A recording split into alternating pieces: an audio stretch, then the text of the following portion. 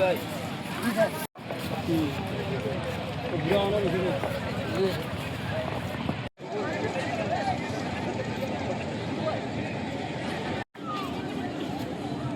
আছে, তারা আমরা মাঝখান থেকে দেখতেছি।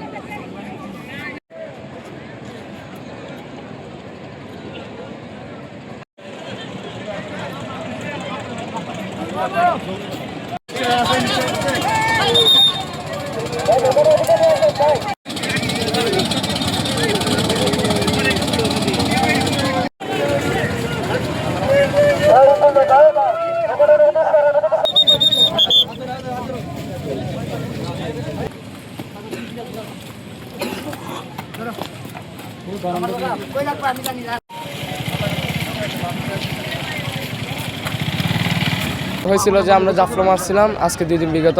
এখানে আমরা আসছিলাম ঘুরতে চট্টগ্রাম থেকে।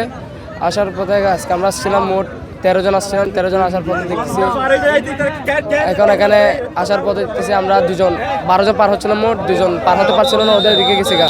বোঝার পরে আমরা 10 জন পার হচ্ছিলাম। আমার চাচাতো ভাই লাগে, বন্ধুও লাগে, স্কুল ফ্রেন্ডও। ও দেখতেছি আর ওর তুলতে পারতেছিলাম। আর তখন আমরা অনেকজনকে চেষ্টা করতেছিলাম বাঁচানোর জন্য, ও কেউ যায় না বাঁচাতে। লাস্ট যখন ও ডুবতেছিল তখন একজন গেছিল ভাই নৌকালো, তখন ও পায়নি। তখন বিগত আধা ঘন্টা 40 মিনিট পর সন্ধান করার পর ওনাকে পাওয়া গেছিল। একটি দুর্ঘটনা ঘটেছে এখানে, মর্মান্তিক দুর্ঘটনা। চট্টগ্রাম থেকে একজন পর্যটক নাম ইমতিয়াজ, সে 0 পয়েন্টের এখানে পানিতে নেমে সাঁতার কাটতে গিয়ে ওখানে পানিতে ডুবে যায়। তারপর সাথে সাথে আমরা খবর পাওয়ার সাথে সাথে স্থানীয় ডুবুরিদের তাদের যথাযথ চেষ্টা করে স্থানীয় ডুবুরিরাই তাকে উদ্ধার করছে। যদিও ফায়ার সার্ভিসকে আমরা খবর দিয়েছিলাম, অর্ধেক পাওয়ার পরে তারা দরকার করেনি।